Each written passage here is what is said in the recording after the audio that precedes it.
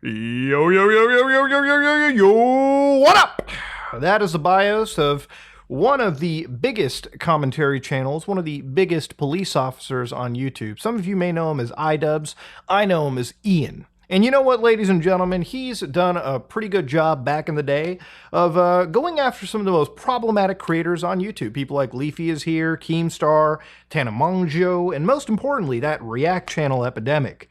But in amongst all of that, he did things like Kickstarter craps, he looked at shitty projects people made, he went above and beyond the Call of Duty when it came to being a police officer. He even did bad unboxings. Now, he was at a time one of the best police officers, and I would say recently his conduct has been a little bit unbecoming, which is entirely what Internal Affairs is all about. We're here to check in on what's been going on with Officer iDubbbz. Now, since Ian has actually left the police force, he has decided to mature. Instead of fusing two slurs together, he's making interesting documentaries. He's over-explaining his support of OnlyFans. And, of course, one of my personal favorites is, as an officer of the force, discovering empathy at the ripe, young, tender age of 31. I think only in these past couple of years have I gained the ability empathy.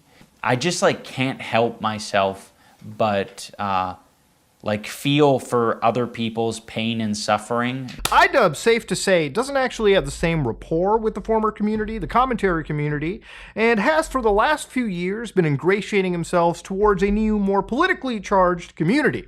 But the department actually is more interested with some of the charitable works that Mr. Jama has actually decided to side with, notably Creator Clash. Now, charity to me is a personally important thing. I think it's great to give back money to impoverished communities, medical causes that desperately need progress, and of course to just help the fellow man. Charity is a way for all of us, no matter what our financial situation is in life, to help channel something in a positive sense. Charity is important in making progress, raising awareness, and most importantly, serving as the best criticism shield to any vanity project ever. Like Creator Clash 2, for instance, where having trauma processing parties with full entertainment, open bars, hotels completely rented out to influencers, all on the dime of people who donated, thinking that the lion's share of that money would go towards the causes that get listed at all these events, only to find out that these charitable events didn't actually donate any money to charity, at least when it came to Creator Clash 2. What the hell are we gonna do? You know, I can't even think about doing a Creator Clash 3. We lost money and there's no money for charity. So what are we gonna do to solve that? Now, I've covered plenty of charities in the past, supported by influencers who had a pretty clear, clean image that turned out to either be crypto scams or, at worst, money stockpiles that remained losing value until one of my investigations contributed to hundreds of thousands of dollars finally heading to where it was supposed to be headed years down the road. Now, I personally feel, though, Creator Clash may not only be one of the worst tragedies in charitable fundraising by content creators, but also one that turned into something malicious down the road the more and more that it progressed. So let's get started. iDubbbz, also known as Ian Jama, the husband of Anissa Jama, both these people were the initial faces of Creator Clash, alongside a Mike Lenardi, a co-organizer, and it started out pretty positively. Like, the first event came around May 14, 2022, hosted by Ian, his wife. Event was managed by Egoraptor, or Aaron Hansen's company, Real Good Touring, who also actually fought in two of these events. Now, Creator Clash wanted a pretty healthy set of fighters. Big channels like Dr. Mike, Ian himself was fighting, Michael Reeves, fan favorites like Dad would show up delivering pretty interesting fights. The community as a whole on the internet rallied behind it, and by all metrics, I would say it was a pretty successful event. It was hosted in the Youngling Center in Tampa, Florida, and CC1 sold over 100,000 pay-per-view buys, and tons of influencers and their fans showed up.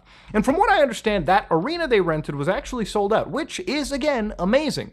From a charity perspective, the American Heart Association, the Alzheimer's Association, and the Healing Horse Therapy Center received all the net profits, according to a press release, to the tune of a combined $1.3 million.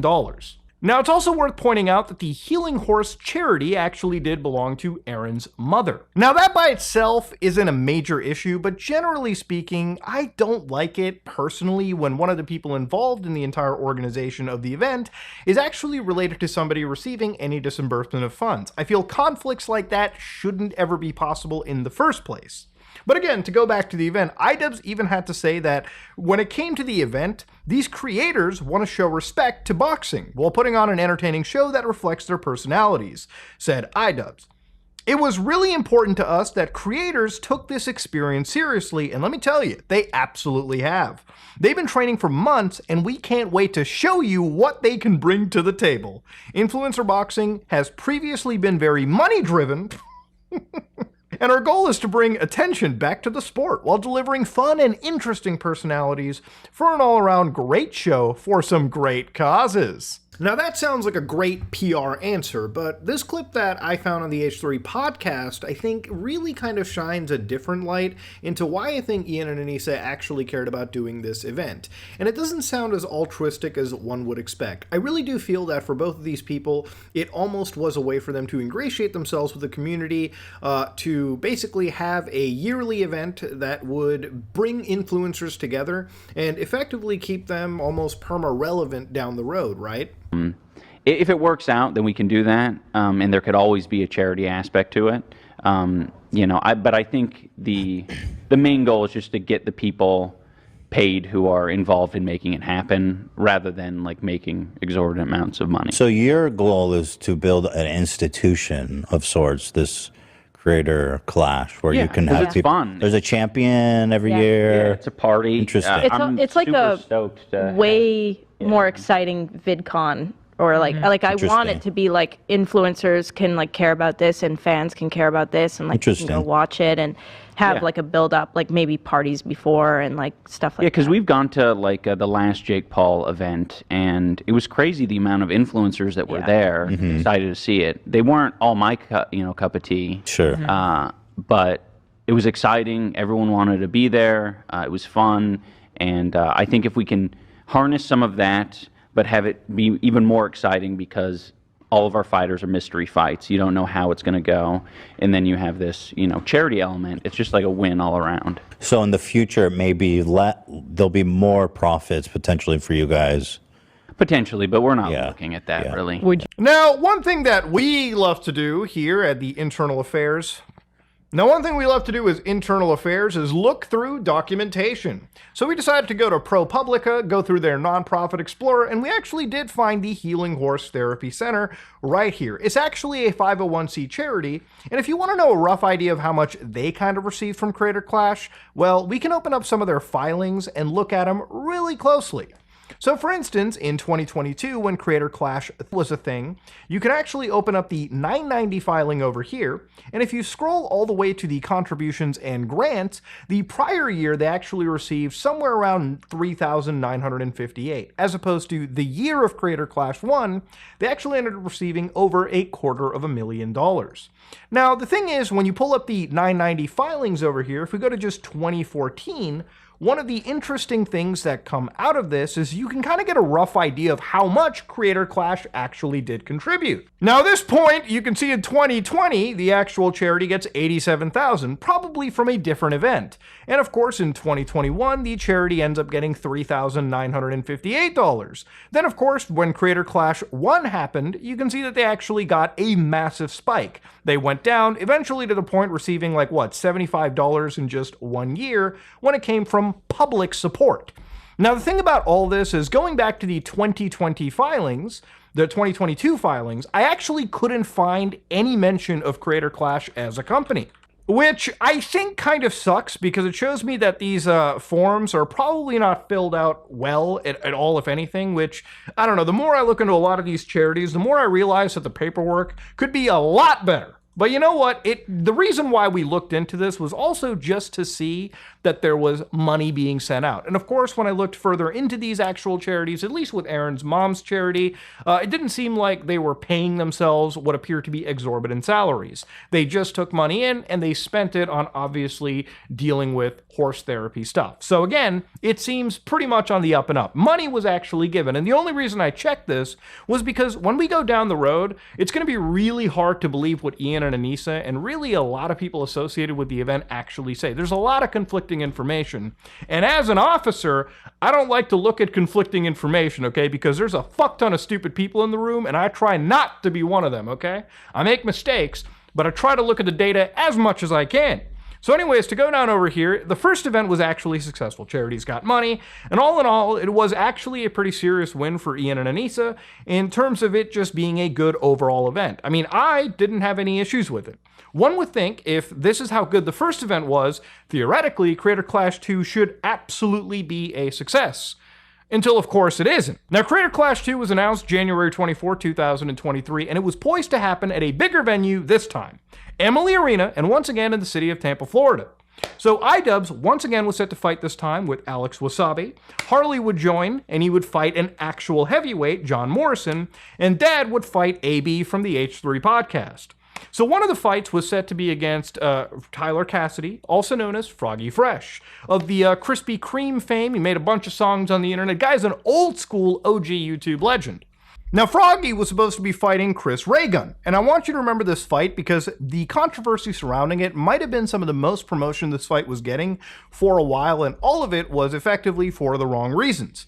Now, something about fighting promotion and the community that watches these events is that it always centers around some form of drama or conflict, okay? A lot of the biggest bouts on YouTube, at least in this space, have basically resulted from beefs, a lot of them long withstanding, between creators to the point where having them bash each other's brains in for money, which, you know, money at that point just takes a back seat. People love the thrill of just settling this online bullshit in a ring. And the audience is excited for it. I'm sure the creators are excited for it. And if you get paid while you get to beat the shit out of the guy you absolutely have been beefing with for a while, all of it is a win-win. Unfortunately, Creator Clash doesn't really have that ethos. It's first and foremost meant to be about treating boxing, the sport, with respect. And its safeguarding comes first. The last thing I want to talk about is how serious the sport of boxing is. We've seen a lot of these influencer boxing events just pop up and, to be honest, not take the sport very seriously. In this last event, we saw guys headbutting each other. We want to avoid this shit at all costs. We're trying to get professional boxing coaches for all of our fighters. We're trying to give them ample time to prepare. We're trying to prepare them mentally and physically for, what they're going to do, because people die in boxing. It's not a goofy thing. Oh, let's try out boxing. It's a serious thing. Wow, Ian, that's actually such a good point. I would actually believe that you weren't just talking shit out of your ass if it wasn't for the fact that you put Chris Raygun up against William Haynes, who clearly had a height and weight superiority against him. If you really care about the sport of boxing, you probably wouldn't have haphazardly put this matchup last minute after kicking Froggy Fresh out and put Chris in a pretty shitty situation. So the big problem with promotion came from the fact that Creator Clash's individual creators actually didn't do a whole lot of promotion. We also had to pay for more fighters this year. The first year it was 18, this year it was 24. I thought bringing in more fighters would just lead to more pay-per-view buys, but I think it just ended up costing us more. Yeah, Ian thought that just because he put in more fighters on the card that he tweeted out, that somehow that would correlate to more pay-per-view buys, which, again, it shows you that maybe he's just never gotten past the age of, 12.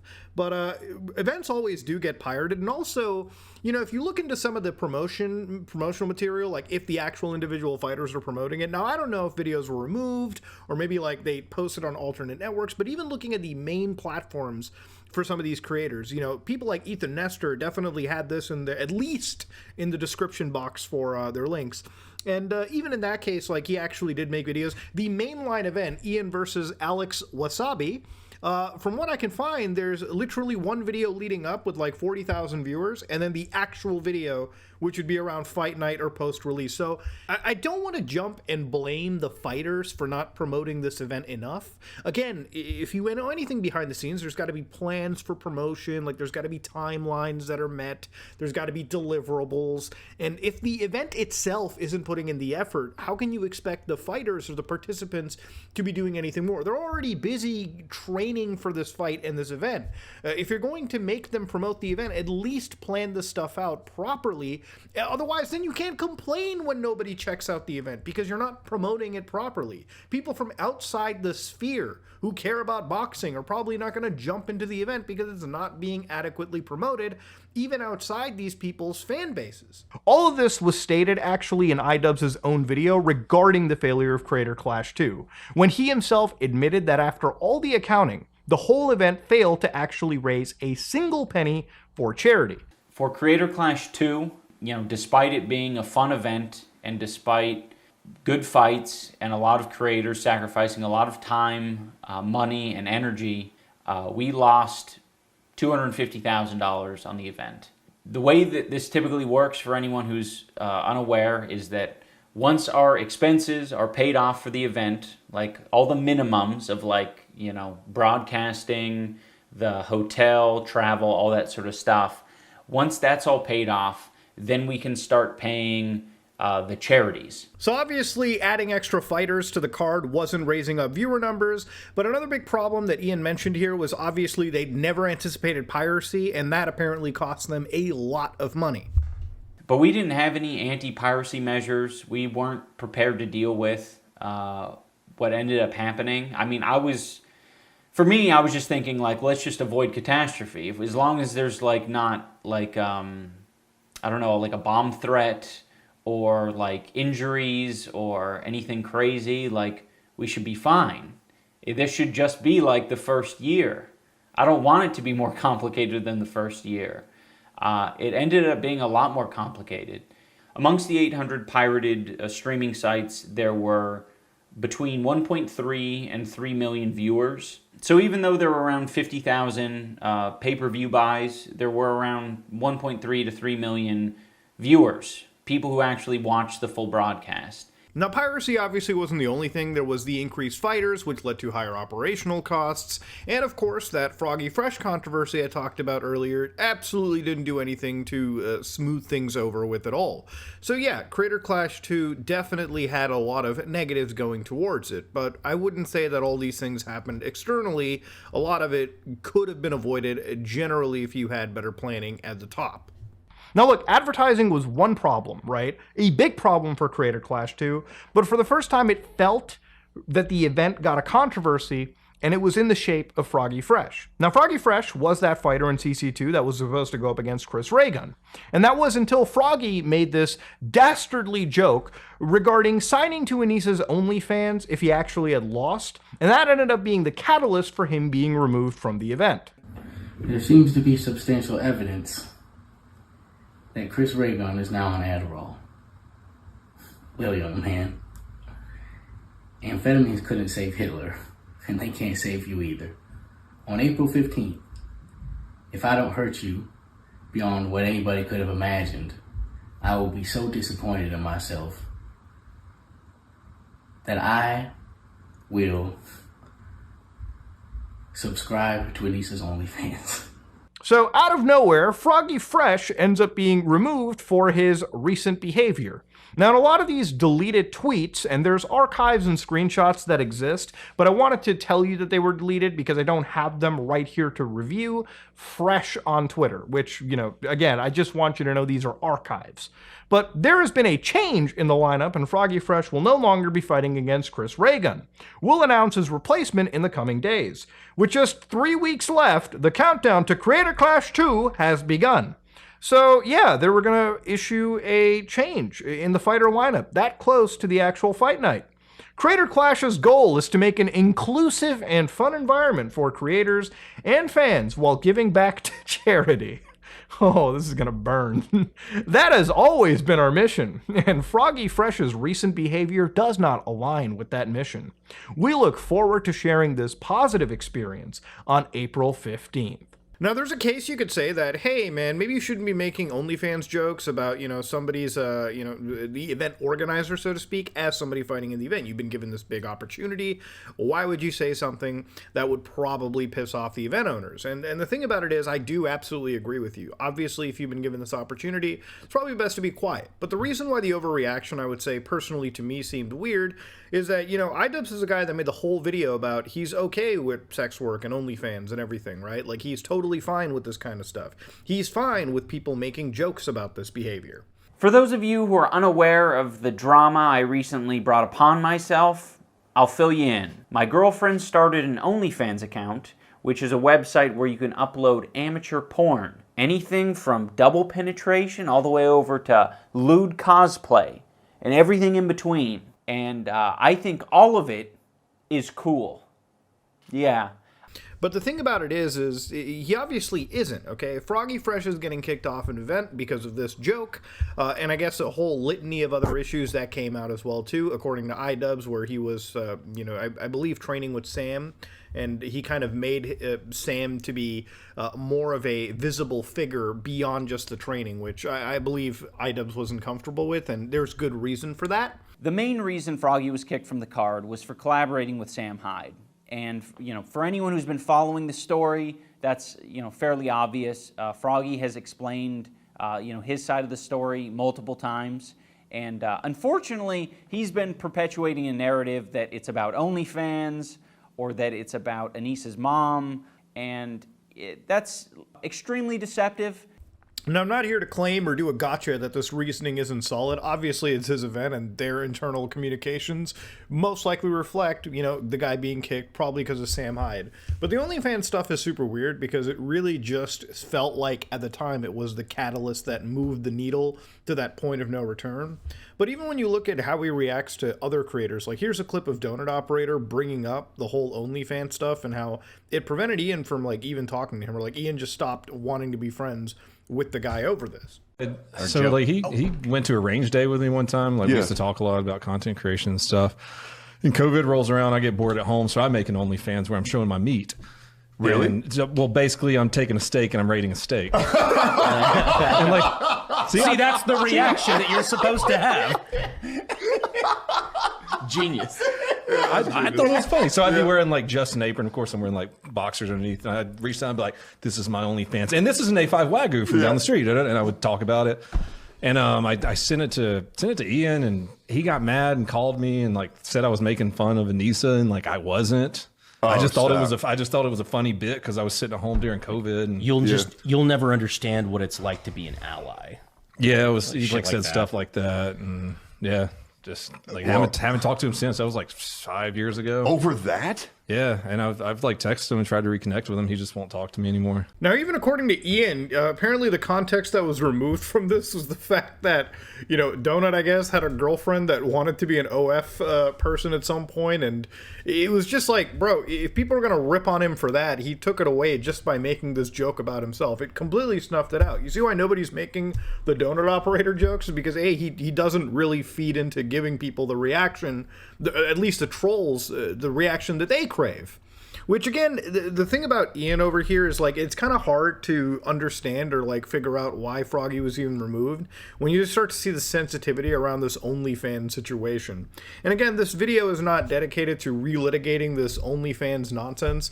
Honestly, I think, if anything, you either are secure with it or you're not, okay? But you can't have this wishy-washy halfway, I can handle a joke, but also I'm going to cut a friendship off because the guy sent a joke about OnlyFans as a joke to a friend, and you immediately took that upon, an insult to your wife. I mean, that is, I don't know how to I don't know how to really process that in the most positive way for a guy like Ian. But generally speaking, it's just tough to look at this situation and not feel that at least, that the OnlyFans stuff kind of played a big part in at least the expulsion of Froggy Fresh, or at least it was treated as like an incredible insult, and that's where, at least in my opinion, an overreaction was kicked in. But again, this is all just kind of feels-based arguments, and that's not where I want to be in this video. So let's whittle on back to just Creator Clash 2 and its mistake, because honestly, this OF stuff is small potatoes compared to the fact that this charity event didn't even raise a dime for charities, may I remind you. Now, when Froggy was kicked off, short to say it did spark controversy, they replaced him with a William Haynes, who, let's be honest, was a severe mismatch for Chris Raygun. Not to throw shade or anything, it's just one of these decisions you have to look for, because if you really care about the spirit of boxing, you would do a lot better of a job at matching up people properly, so that it just doesn't look like such a mismanaged event down the road. So one thing I found interesting this time for Creator Clash was two pieces of information that just caught my attention. So during this controversy, according to Froggy Fresh and some of the fighters who allegedly came out and stated that there was actually a purse. So money that would be set aside that you would get for the purposes of paying for your food and your training. And that there was supposedly, according to Froggy Fresh, a portion of ticket sales that would actually end up going to the fighters. Which, again, this was a charity event. Elena Pierce is misinforming the public, saying that I'm taking money off the table for charity, okay?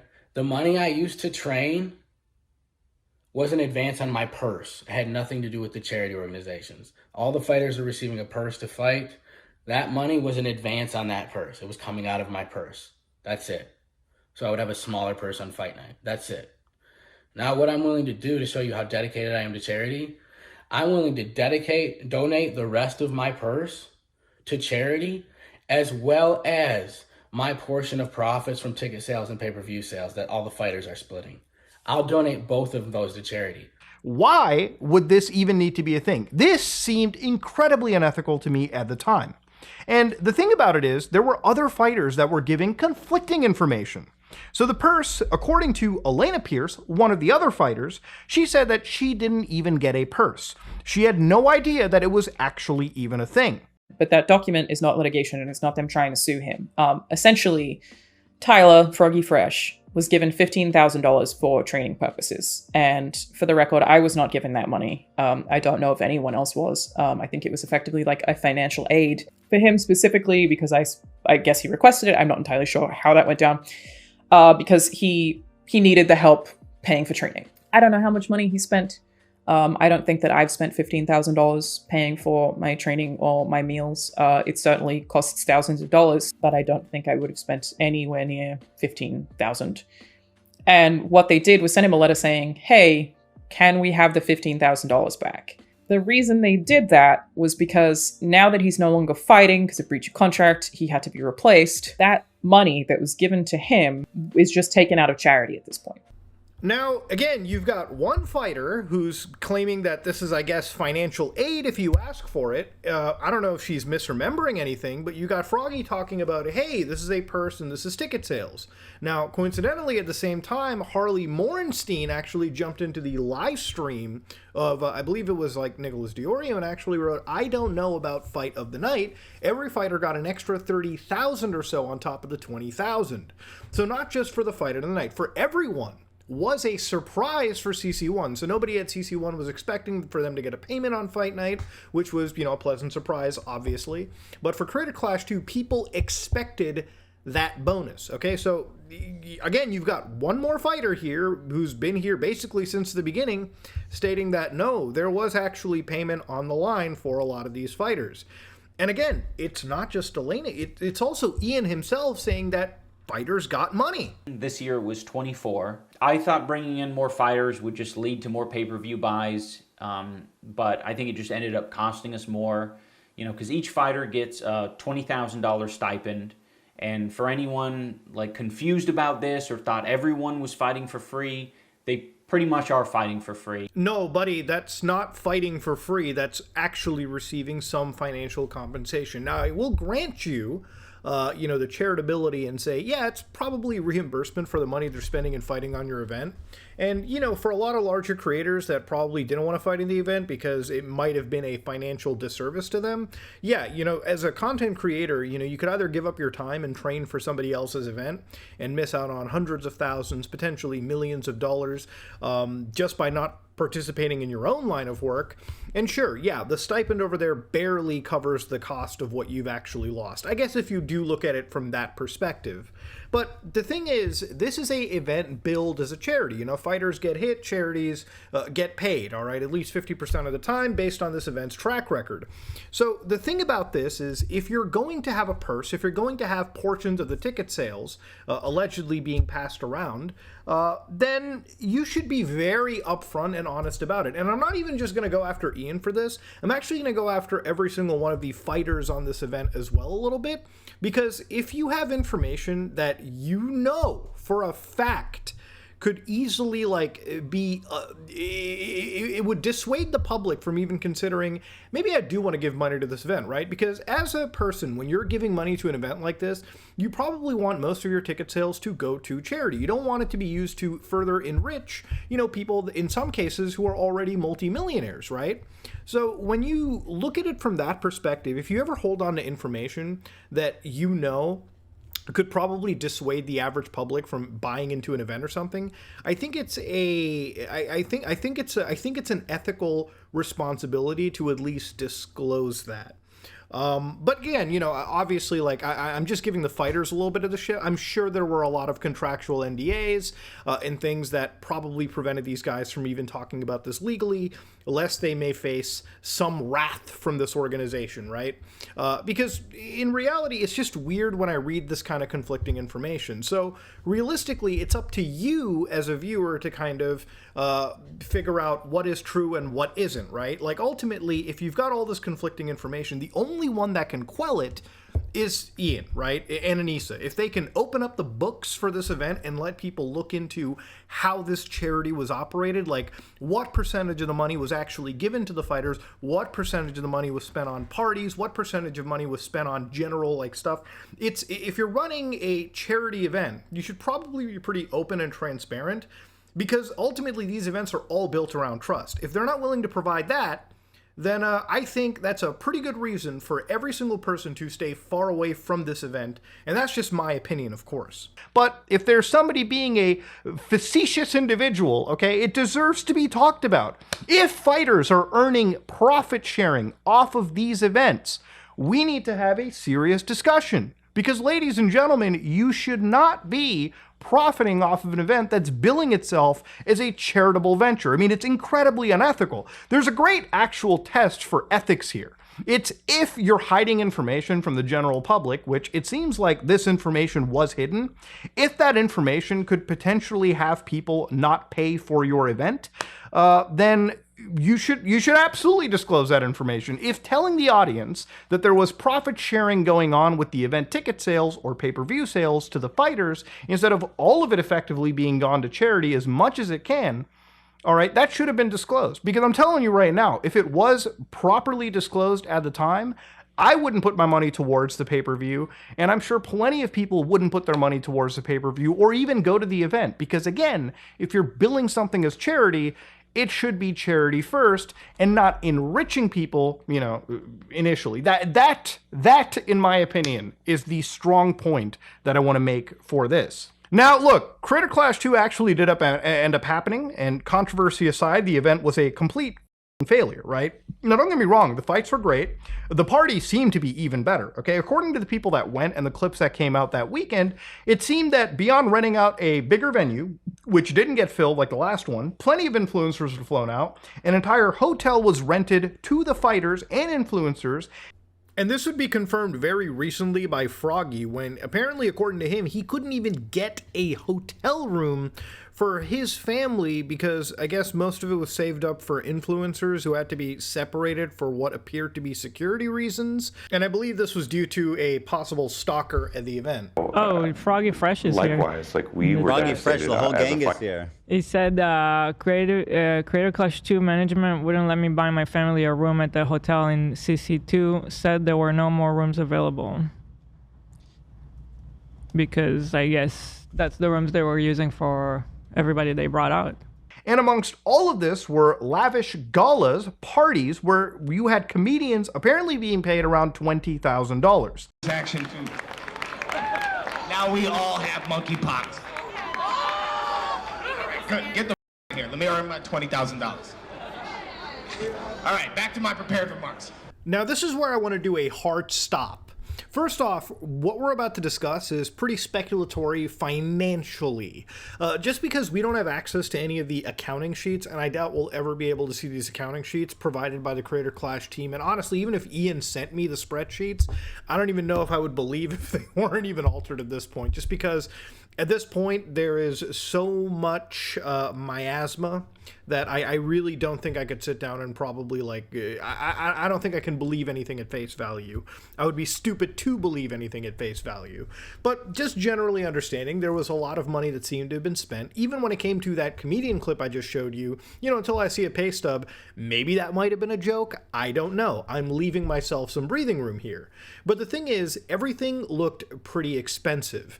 And I think if there's any metric to go off of is if there isn't any money raised for charity, and, there's money being given to fighters, obviously as stipends and a potential profit sharing of the ticket revenue, as it was evidenced by Froggy Fresh. The hotel couldn't have been cheap to rent out. And of course, I'm not going to assume that even the influencers were flown out. That's not even confirmed anywhere. But there were a lot of influencers that did show up. They didn't really do a whole lot of promoting for the event, at least from what I could cursorily glance. But the thing about it is that obviously it looked very expensive. And I think if you had to gauge how expensive it was probably the fact that Ian was $250K in the red, after all of the quote unquote expenses. So realistically, I do wish that Creator Clash provided these expense sheets so we could better understand why the event failed, right? Was it, how much money you spent on the arena? Was it how much money you spent on fighters? Was it how much money you spent on these parties that came after and before it seemed with the event? These are all things that I feel if people got a better grasp of, maybe this would be far more scandalous. Maybe it would reinvigorate the scandal, if anything. But yeah, I feel like because this has been billed as a charity event and transparency is so important when it comes to charity, I really do wish Ian, Anissa, or really the current Creator Clash team just really nip this in the butt and maybe give us an idea of how things were really spent. Because it just seems like a complete mess. But at the time, it made me wonder why Creator Clash wasn't even incorporated as a real nonprofit in the United States. Because at least then we could go into the IRS lookup, we could dig out their 990s, and we could actually confirm how much money they earned, how much money they disbursed, and also what their expenses look like. But since they're not open and transparent, we, the viewer, don't really know what's going on with the charitable aspect of this organization. Now, again, this reminds me a little bit of the completionist investigation that I did about 2 years ago at this point. Now, when we looked into that, I did that investigation with Carl Jobst.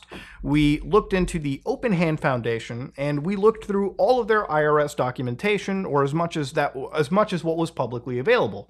For any charity, any legitimate charity, any charity that registers themselves as a 501c, you can dig up their number, you can dig up their tax number, you can go onto the IRS, you can dig out the information, you can see how much people are earning, how much people are disbursing.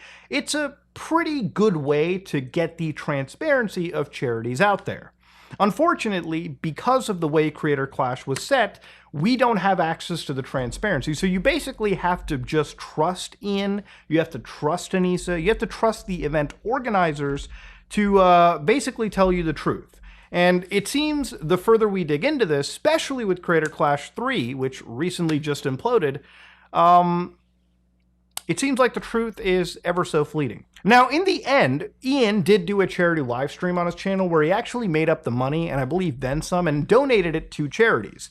But again, this is totally independent from the event. It could have been done at any time, and it doesn't take away from the abhorrent failure that is Creator Clash 2. If anything, Creator Clash 2 showed that, first and foremost, this was a vanity event with a charity shield attached to it. Because again, you'd have to be a real asshole to criticize a charitable event, right? But I will be that asshole. It's my job job as internal affairs to be the asshole in this situation. This was an event where clearly Ian and Anissa wanted to get in good graces with all the influencers involved. They wanted to create a yearly event where influencers come together, and all of the criticism towards their failure would be washed away when people saw a fat check being given to charities. But see, at this point, when you're not even giving to the charities, it's totally okay for all of us to directly shit down the throats of the people mismanaging this event. Again, if they didn't decide to do these crazy extravagant parties, if they didn't decide to mismanage the event this bad, those charities would have received the money that was ultimately raised by people who thought that their money was going to charities and not to the pockets of fighters and possibly the organizers and comedians and people who were basically organizing extravagant parties, all with money just raised from the actual fans who thought it was supposed to be going to charity. Now, you would think that with Creator Clash 2 being such a monumental fuck-up, CC3 probably wouldn't have happened. But to understand the context of CC3's failure, we have to go all the way back to 1940, when a country known as Israel was actually formed. Oh, you mean they tied that into the event? What the f***? Headquarters is telling me that this massive political issue that we're talking about has suddenly bled into this event. So if we look at Creator Clash 3, it was announced early February of this year and was originally set for June 28, 2025 in Tampa, Florida at the Amalie Arena. And I guess at this point, they might be getting a good rate or something. I have no idea. If you couldn't fill the last venue out, how the fuck would you expect to fill this out this time? Again, to look at Creator Clash as an entity, they were already not putting in any advertising. So I don't know what they were expecting with filling this place out. People looked at the heat map shortly before this event, like a few weeks ago, and it looked like they really weren't selling a boatload of seats anyways. In fact, to the point where even sections of the arena had to be basically cordoned off so that people could be more amalgamated closer to the actual fight. So, okay, this time, to prevent Creator Clash from not donating to charity, which is apparently one of their mission statements, the charity this time was Stand Up to Cancer. And unfortunately, I have to say that cancer seems like it's doing a pretty good job of winning, because they have a goal of $1 million, which I guess this time they decided to not properly advertise, because before this, $200,000-ish something dollars from, I believe, the Hassan Piker community came in. They raised around $10,000, maybe a little bit over, from my metrics. So again, all related to internet drama, they were able to raise up this community from a secondary community, not even through the efforts of Ian, and I would say, honestly, even the fighters associated. They were barely promoting this. So this time they had Tiltify that was basically organizing the ability for them to raise the charitable funds. So people could just donate to Tiltify, and that money would be separated from Creator Clash raising any money. So basically at this moment in time, the structure seems to be that Creator Clash is a for-profit event with a GoFundMe link in the description below. And if that sounds incredibly harsh, just wait until we get to the transparency section. So Creator Clash 3 had less promotion from the fighter roster, which, you know, wasn't small. They had big channels. They had Funky Frogbait. You had some pretty popular Minecraft channels like Tubbo and Sapnap. I mean, it was a pretty decent card, to be honest with you. And the problem is none of these people were really doing a lot of promotion. I mean, maybe something in a tertiary, like, you know, social media platform, maybe like a tweet here, maybe like an Instagram story, maybe once in a blue moon, but nothing really that I saw on their main channel. They weren't hyping this event up, which again, if you're not promoting your event, then you can't really be surprised when it fails. Now, remember how I said the face of the event is Ian and Anissa? They are the faces. Well, Ian decided to do something pretty wild in the lead up to Creator Clash 3. He brought back Content Cop. Now, this time, Content Cop would be targeting H3H3.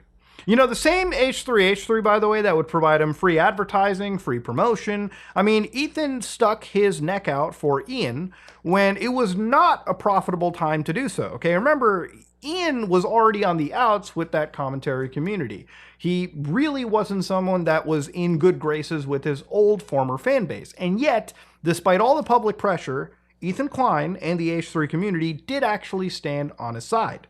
So the guy that would provide you free advertising, free promotion, even some of his employees, AB and Alina, were actually fighting in the event. Those two are really good people, by the way. So you might be wondering, why make a Content Cop on Ethan Klein?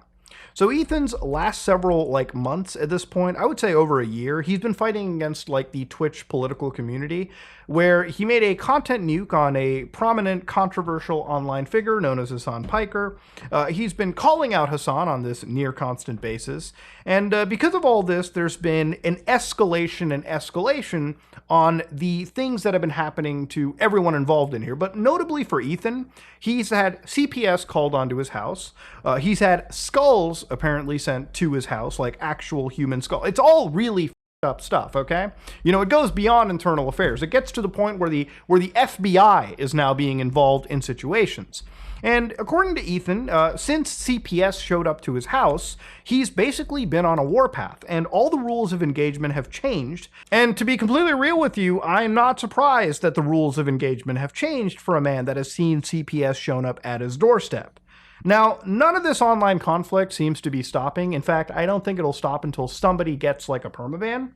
But Ian decided to jump onto this and create a content cop on Ethan's behavior. He talked about the force of good that was the Twitch politics community, allegedly, commented on Ethan's coverage of Israel and their current genocide of the Palestinian people. And look, I'm not a political expert, so I'm just going to keep my foot out of this. There's a lot of scholars, experts in the field, definitely not just on the internet here. A lot of good books you can read, a lot of experts you can look at, a lot of organizations you can go to. I mean, just looking at what Amnesty International is saying, you can get truly informed opinions, not the opinions of my dumbass, okay? So I just want to separate this right here.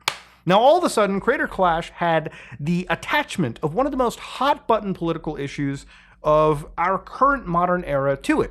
And again, for a brand that's all about positivity, inclusiveness, and just raising money for charities, the last thing any brand wants is this. So you remember that fighter card that I talked about really early and I said it was pretty good? Well, if you go to the actual fight card now, you'll notice that for the first time, I'm not joking, we did not edit this in. This is a to be announced versus to be announced. Yeah, your prize fight. Yeah, both the fighters have dropped out. Now, Tubbo and Sapnap are still in. Kevin Lurdwichagol is still in, fighting against Myth. You've got Odd Ones Out versus Will Neff. You've got Jay LeRae versus Ali Spagnola. You've got Missing No versus Ginger Pale. Trevor Evarts versus Ren Corridor Digital. You've got Missing No fighting Funky Frogbait. And you've got Dad versus Jago. So ultimately speaking, you might be like, whoa, how do you end up losing these fighters? Well, ladies and gentlemen, the first fighter to go was Lena Ayat from the H3H3 podcast. Now, due to the internet beef, this content cop between Ian and Ethan, it just didn't make sense for her to be on the card. So for her, all that time and training basically amounted to effectively nothing. The poor girl was thrown into the ringer, and she became effectively the first casualty of this event. Initially, when this happened, she actually had no idea about this. The content cop literally dropped as the H3 podcast was live. They reacted to it live, and Lena herself apparently had a panic attack as all of this was happening. So again, it's not just the lack of transparency to the public, but it's also to the fighters. The fighters seem to be the ones that have no clue what's going on. In fact, if anything, they have to be the spokespeople when they don't even get talked to by Ian and Anissa or the event runners themselves. The event runners effectively hide behind them and just let them be the lightning rods for the public discourse surrounding this dogshit event. So the next fighter to go was Harley Morenstein.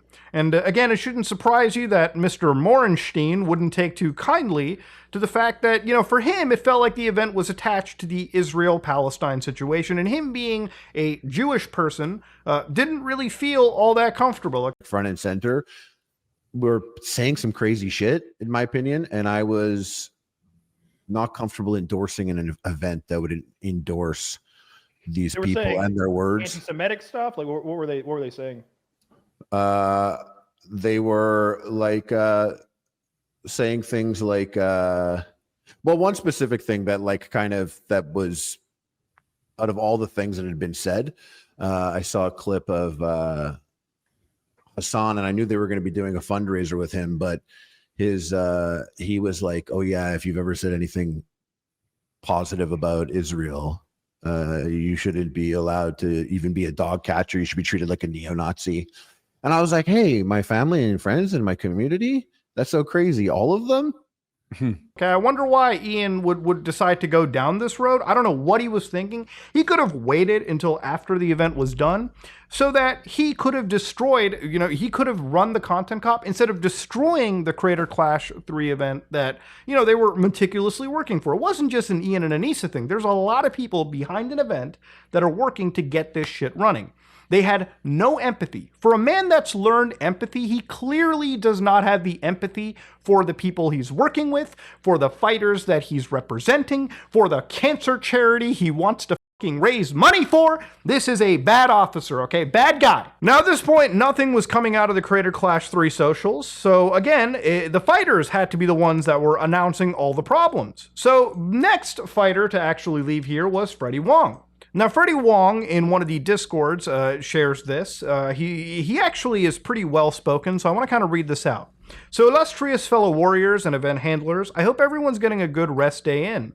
In the wake of the new announcement video detailing the change in ownership structure of Creator Clash, or to be more accurate, the brief statement detailing changes in the ownership structure of Creator Clash, followed by 28 minutes of continued relitigation of what I'll charitably call internet nonsense, there remain some lingering questions that I, as well as the other fighters, would appreciate clarity on. As I noted in my previous message, I would expect communication with the fighters to be the absolute top of the priority list, as I don't believe any of us enjoy finding out about substantive developments via 15-second clips from muckraking Twitter accounts. What is a communication strategy and cadence we can expect from the organization moving forward? That's a pretty harsh way of saying, guys, just talk to us. Ian noted in his video that I can't really have my cake and eat it too. You're either going to talk shit like a foul beast on the internet, or you're going to have a charity event. It really can't be both. Does this mean we expect continuing back and forth post-separation? While I don't need all the minutiae of the separation agreement, are there non-disparagement or broader agreements in place to protect CC's reputation and public standing? I think Ian has basically led it so that the reputation and public standing don't really have a good place. What are the plans to proactively address the comment miasma that, at least for me, disincentivizes any social media comms, as I prefer to spend my time training and not slogging through the common output of internet morons, parroting the talking points of the streamer they have pledged allegiance to? Because yes, internet beefs always pretty much align with no critical thinking and just siding with whatever your favorite personality really is. Which is actually a big shame, and I totally understand where Freddie's coming from. So, bottom line is, they were not very upfront about this, okay? They basically threw these guys entirely under the bus. Now, even more so, LA Beast, a guy that famously doesn't want to get into any of this online beef, he even left too. Due to a laundry list of reasons that will be revealed to you shortly, I unfortunately will no longer be boxing in the Creator Clash event.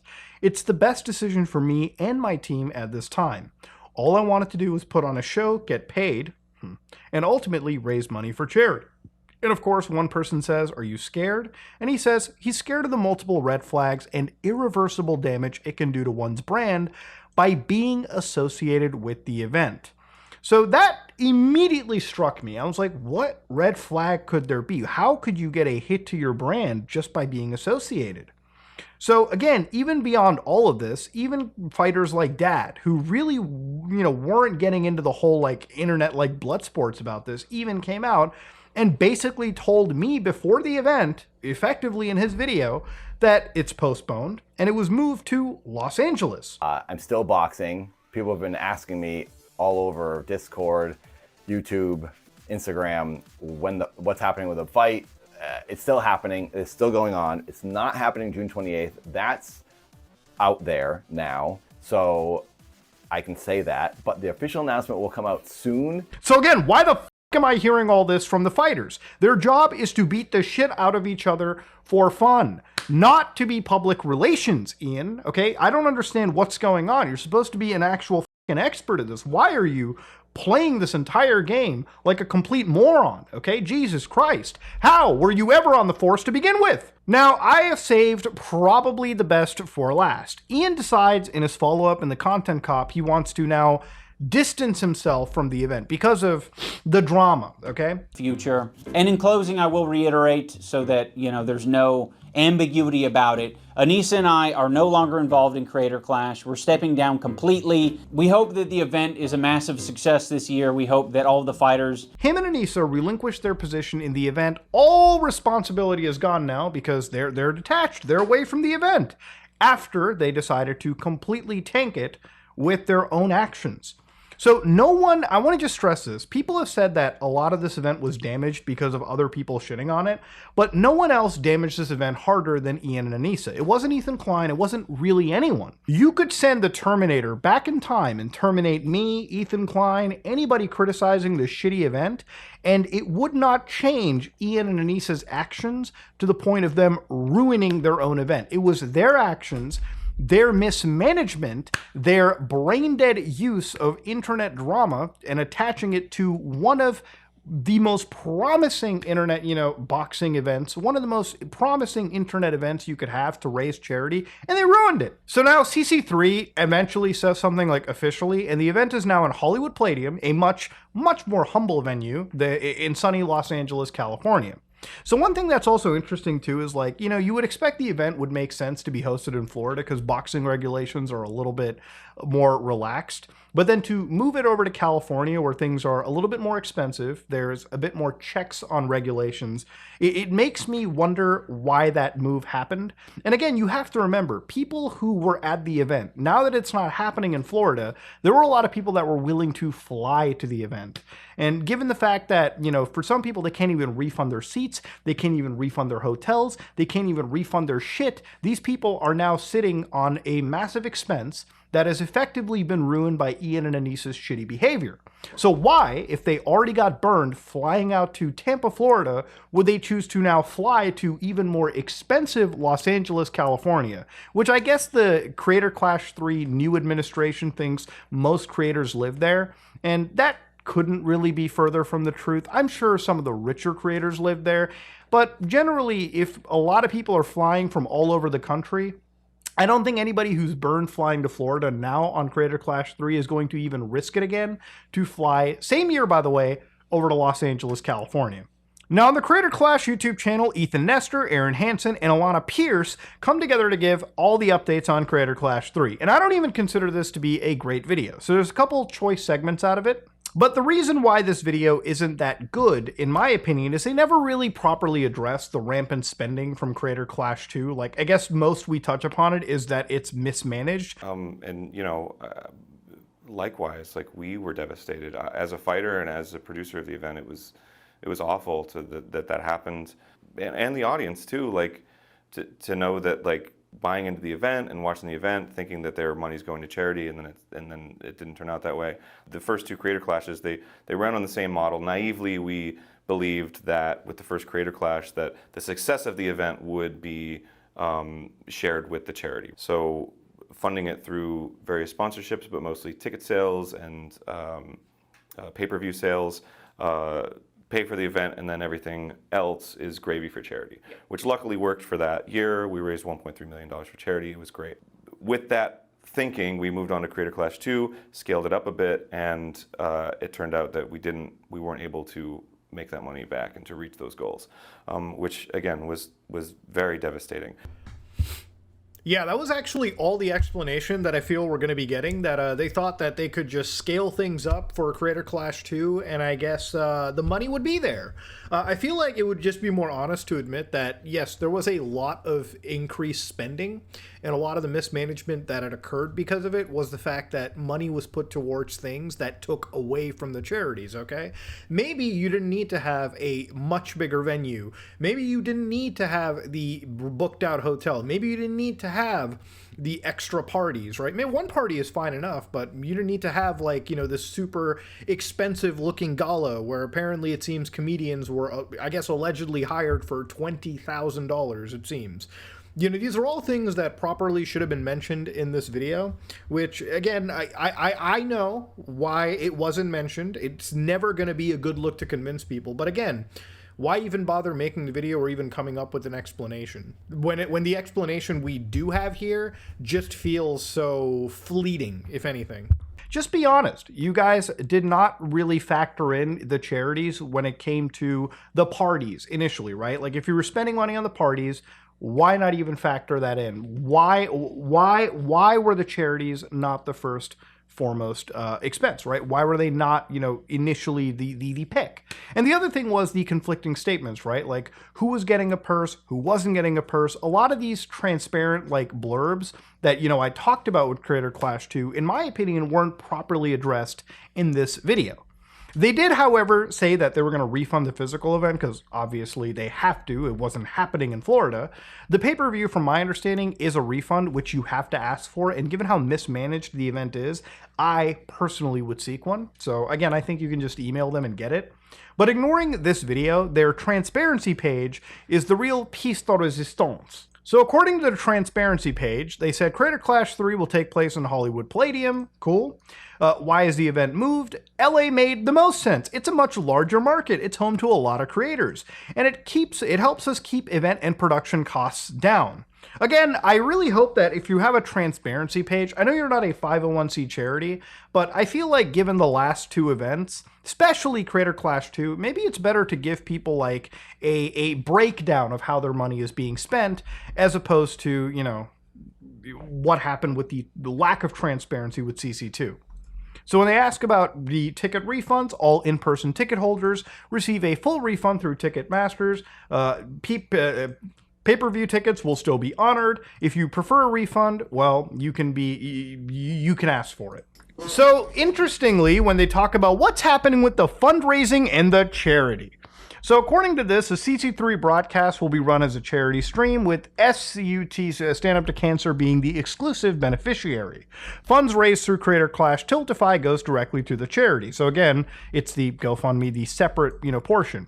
Creator Clash is a traditionally promoted for-profit event. The financial success of the event does not impact the amount raised for charity. Yeah, because they're different, right? Like you're making pure profit from your actual event, and you're basically telling people, hey, donate to a Tiltify campaign so the money can be separate, right? That's kind of how this is done. So why did Ian and Anissa step away from Creator Clash? So Ian and Anissa have stepped away from Creator Clash in every capacity as stakeholders, event managers, and creatives to give the event space to grow under new leadership. They chose to step down to allow CC to separate itself from the ongoing controversy that they themselves started without ever telling these guys, allowing us to work towards rebuilding trust and refocusing on what the event was always meant to be, something that supports creators, entertains fans, and raises money for a good cause. All other partners remain the same. So who are the official spokespeople for the event? So now it's Aaron Hansen, Alana Pierce, and Ethan Nestor. So do the fighters get paid? Now this is a really interesting section, and it almost will make you hate Ian and Anissa, because realistically it made my fucking blood boil the first time. I'll be honest here, okay? Yes, each fighter receives a guaranteed purse to help cover training and preparation expenses. Was this purse existing in Creator Clash 1 and 2 as well? Because I heard a lot of conflicting information from, Alana Pierce, Froggy Fresh, Harley Morenstein. Like, was this something that happened in the past? Was everyone getting money? Again, I have no issue. I understand why a purse would be given, because obviously these creators are taking their time out where they're deliberately going to be earning less, and they need something to pay for the amount of food they're buying, the training that they're doing. This is not money that they're making in profit. It's money that is existing so that they are not going out of pocket to train for a charity-based event. It's understandable, but at least just be honest about it, dude.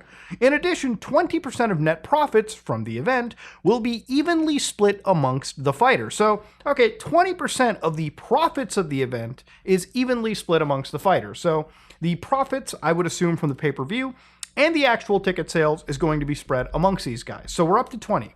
Now, a further 34% profit share originally allocated to Ian and Anissa, so is also being redistributed amongst the fighters following their departure. So it's funny to me that 54% of this event is being sent towards the fighters, with a lion's share of it being towards Ian and Anissa, okay? People who really thought charity was important. Really empathetic of you, Ian, by the way. But I guess they just had a profit share from the actual profit that would be generated after the expenses gain. And remember, because the charity is in a different puddle now, right? Like, because a charity is through Tiltify, it separates the money being raised in the for-profit section of the Creator Clash event as opposed to just the donation section. Now, I'm sure that, the remainder of the net profits probably could be given to the charity if that was the case. It's not specifically listed over here, but this is a charity where if you look at the net profits, they had over half of it allocated for Ian and Anissa and, of course, the fighters. So don't let anybody gaslight you into thinking that this shit isn't a fucking bag-earning experience, especially for Ian and Anissa. Now, what's interesting to me is Anissa is quite possibly one of the stupidest fucking people that I've ever seen in the history of online content creation. Because one of the things that we dug up in our Rolodex was this tweet. I think it's a banger, by the way. So during the height of this, Ian versus Ethan controversy, this beef, she writes, "Hey, baby girl, I know you're so desperate for any crumbs from me. So here's a really big piece of we are not financially tied to this event. And even when we had it structured to protect us and the charity. You have no power over us. You're just an asshole." This is after a 34% profit share announcement, dude. Jesus Christ. The thing about Anissa is, there's a lot of stuff that she says that completely gets destroyed within, seconds of it being posted.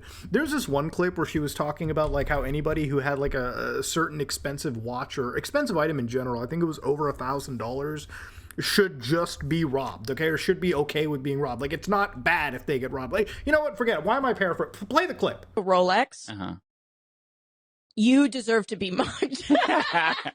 I'm sorry. I Interesting. Depends. Okay. How much is that Rolex? That's what I'm saying. They start at $80K or something like that. As, by the way, a class signifier only. Right. Well, I was going to say, I thought it was risky to buy you a ring that was more than $1,000. Yeah, I don't want to wear a ring that's more than $1,000. Because I'm fucking... Who's that for? And what's funny is I would be fine with this if it wasn't for the fact that immediately after, you can dig out an image of her with a $4,000-ish bag, like a Louis Vuitton bag. Honey, who is that for? What is wrong with you? It's the most pandery bullshit that I've ever seen to the audience. It's no, you shouldn't be buying luxury goods. What is that for? Honey, you bought the same luxury slop as other new rich people. What the fuck? All right, but you know what? Where it gets to me personally, and this is the other really dumb part, is when she just straight up misrepresents facts and lies about situations. This is the one from the other day, literally the other day. So that donut operator thing we talked about earlier? Well, what happened was Anissa jumped in and she decided to tell a story about a negligent discharge at a gun show, according to her. So this is where Anissa points out that apparently she was taken to a gun show, right? This is in response to obviously Donut, right? Where a child fired a gun that was loaded on a sales table into a crowd, and everyone just said ND. Now, if you don't know anything about guns, ND is said, and you'll hear it as a range too, negligent discharge. So everyone knows that there is a gun fired, but there's not an active shooter. So immediately, Brandon Herrera, friend of the channel, just goes and says, yeah, I want to set the record straight. What she's calling a gun show was a live firing range. Now, immediately, Anissa, I would say, in her credit, didn't, lie even for, listen to this. She goes, I hate gunheads. They're kings of, actually, honey, you were wrong. They corrected you. Simple as that. It was some gun event Donut took us to at a range. So you were at a range. What the? People were selling guns. It was during lunch when no one was firing, and a child went to a sales table, picked up a gun, and that wasn't supposed to be loaded, and fired it. So again, to go even further into it, let's read more about this discussion. Let's see what she has to say more here. Okay. The vendor was booted. The guns on the table weren't supposed to be loaded. It was very much not normal. The event made me hate gun culture. I went in with an open mind as a Canadian. This is what I hate about, like, Anissa's bullshit mentioning of Canadian. I'm a Canadian person, okay? So I'm gonna level with the audience over here. I know this common misconception that Canada doesn't have guns, but these are the highest gun ownerships in countries. So after the United States, which is a very, very, very massive outlier, okay, let's be completely honest here, Americans got a lot of guns. Then you've got, like, Yemen as a country. I mean, the Falkland Islands as well, but Yemen, which is currently in a civil war. There's people over... A child born is given an AK-47 from what I've heard. But not too far down the list, honey. Okay? 7 top 10 gun-owning countries in the world. Canada represent the Great White North. And she's acting like, oh, man, there's... Canada, just all guns are illegal here. Yeah, we have gun regulation, Anissa, okay, but you can still very much get your firearms license and buy guns, okay? There's a very thick Canadian gun culture. I'm pretty sure she's also from, like, Alberta, which is far more conservative and more gun-friendly than where I even live, which is the province of Ontario. I'm not saying this to be, like, a mean person, but, like, the reality is these are just examples that show you, like, she's a complete... She has no, like, conviction for anything that she's even saying on her shows. But when it comes to telling a story or, like, narrating something, she is never accepting a fault. She never accepts any fault. But also the thing is, she never really says anything that you can trust. You know, when everything that she says can so easily be deconstructed or, like, rebutted against, or when somebody can just, like, stick a receipt down her face within, like, a literal, like, 30-second window, it just shows you that whatever she's going to say, especially even about Creator Clash or really anything in general, you should take with the smallest grain of salt imaginable. I mean, it is insane dealing with somebody like that, especially when researching this whole, like, video. So immediately, she's her biggest worst enemy. Why would you just blatantly lie? You're not financially tied to this event? Okay, then explain the 34% profit share from the event that was designed to raise money for fucking charity. I'm trying to understand this, okay? I really am. Okay, it's not that I have a dislike for Ian. I just have a dislike for charity being used as a f***ing shield. Because that's what it's being used for here. These people do not give a shit about charity. At least Ian and Anissa. I'm sure Aaron, I'm sure Alana, I'm sure Ethan, I'm sure the rest of the Creator Clash people now really do care. Because I've never had an issue with them. I never really saw evil in them. I never really saw any disdain or bad in them. But I don't see good in Ian and Anissa. How can you lie and say you're not financially tied? Yet you have a 34% profit share. Now, just for full transparency, Ian just uploaded a video like a minute ago, and I basically just quickly scrubbed over to the part where he kind of mentions this profit share, and I just want to get his words in before I deconstruct it really quickly.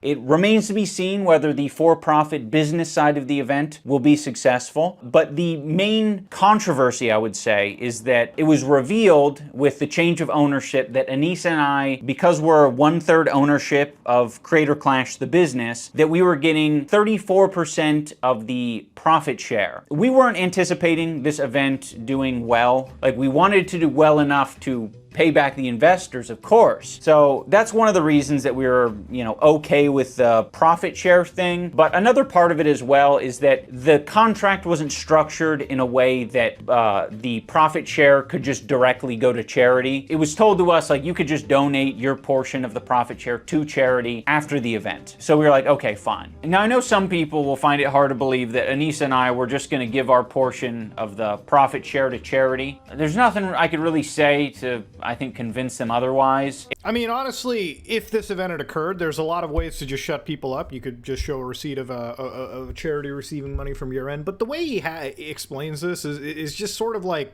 it's when somebody over-explains something. So when you have a business that's structured, you don't have to necessarily take 34% of a profit share. You could basically send that to a corporate account or whatever account that the business is attached to. And you could have rules for how much money is disbursed from there, right? Like, let's say there's a certain overhead, there's a certain amount that can all be basically like, you know, earmarked for a charity. Basically what Ian has is 34% of the money going towards him or his share of the cash, and realistically it's up for him to decide if it goes to charity or not. Okay, it's like giving me like 34% of whatever business I'm involved in, and then, whoa, hey buddy, you can do whatever you want with that money afterwards. I mean, you don't have to explain this to me. This is just basic finances and just understanding how a business effectively works, or disperses money to its like executives, right? That's kind of generally how it goes. But yeah, honestly speaking, this is not really a great answer to me. Like, just because you own 34% of this company, you also are receiving what, 34% of the profit share from like the events or the event night. You know, there's a difference between having 34% of the profit share going towards you and having 34% ownership of the company's shares or the company's decision making or anything. Again, the profit share was never best explained to me. And aside from literally Ian and Anissa having 34% of the profit share from a you know, constantly like mentioned charity event year after year, it seems, or at least if I'm to believe everything Ian says, just for Creator Clash 3 and maybe the years afterwards, if this event was successful and they were still on board and the structure remained the same, it's still shitty. You know what I mean? Like, you're taking 34% profit share from an event that's effectively billing itself as like this altruistic charitable thing where I guess the influencers are supposed to be paying. It's mixed messaging. And I'm not going to jump on board and just say this is on the levels of fraud or anything of that nature, but it's just shitty messaging, and it's one of the reasons why people don't like to associate with charity events that are handled like this, because when you don't have full transparency, and especially if you're a YouTuber where your brand is effectively the most you know, powerful thing that you have, your brand can severely be tarnished if you're anywhere near a charity that has gone even slightly south. And given the fact that, you know, one of the events alone was in the red and didn't even raise money for charity, yet it was still there for putting on an event and paying out people, and I guess allegedly hosting recently like decently extravagant events, this is just a bad look. It's just a bad look. Simple as that. Ian responds on his own subreddit, all right? To read this, I wanted to clear some things up now that Anissa and I are no longer a part of Creator Clash after you guys ruined it, which I announced CC3 and its new business model. The communication wasn't clear. Looking back on my video and the current reaction, it's obvious it was too vague. You know, people have a real tendency to be fucking vague when they know if they get really specific with information, people are gonna be fucking mad. It remains true that I earned a fight purse for CC1 along with the other fighters, so we know for Creator Clash 1, there was a purse. And we did not profit at all from CC2. Was there a purse for CC2? Because if there was a purse for CC2, then you're basically saying that Elena Pierce just lied in her video, which is insane. So after CC2 failed to raise any money for charity, we knew it was time for a different business model. Would the different business model include not doing multiple trauma processing parties? Like, is that the business model we have? We restructured so that the funds from our charity partner would be raised on Tiltify separate and apart from the actual event, so that at least you could say that we gave some money to charity. And mind you, before this whole Hassan Piker fundraising scenario where he jumped in to raise money for Ian, okay, while Ian sat there low energy as this event was raising what, $10,000 to $16,000 maximum. So lion chunk of that like money was raised through this blood sports internet drama that Ian likes to be so above. I love when these people are like, we're so above the slop, yet they're the biggest slop tuber drama people you'll find. We then decided that this year we would take a profit share from the for-profit side of the event, should the for-profit side of the event succeed. So is it an event that's about charity and raising money for cancer, or is it like, hey, here's the charity shield, also let's make a bag every year off this event? I'm sorry for the confusion Anissa and I caused. We know the event is in good hands and wish it all the success. I don't actually believe this guy when he says that this profit share is just for this year. Again, companies like this have to be structured pretty much since the beginning. I don't really believe him. There's so much lies, there's so much bullshit coming from these two people that trying to trust them now is just insanity, okay? You can fool me once, shame on you. Fool me twice, shame on me. Simple as that. Now, again, I think it's just super scummy that there is profit earning from an event that is basically billed as a charity event. And look, this wouldn't be an issue if it was disclosed.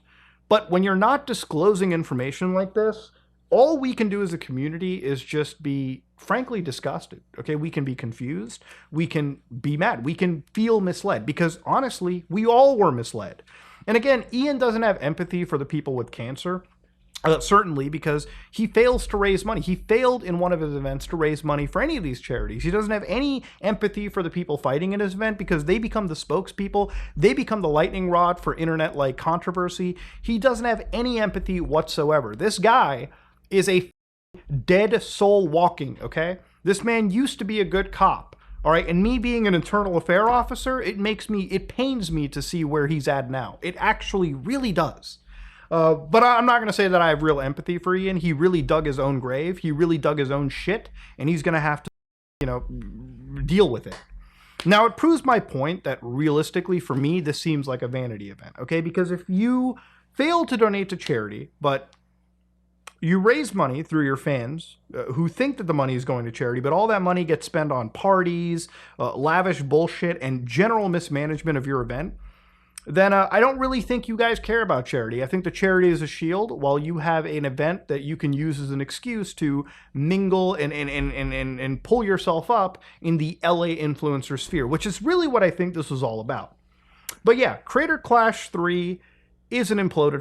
Creator Clash 2 was a monumental mistake in events, and Creator Clash 1, I honestly think, looking back on it now, probably ended up being an actual fluke. But one thing that I have learned from all this is Ian is not just somebody that is a former shell of himself, but I think he's created an event that ultimately I think has become more malicious as time goes on, at least from my personal perspective. Ladies and gentlemen, this is your internal affairs agent, Mudahar. If you like what you saw, please like, comment, and subscribe. Dislike it if you dislike it. I think Officer iDubbbz, you have a lot to answer for. I am out.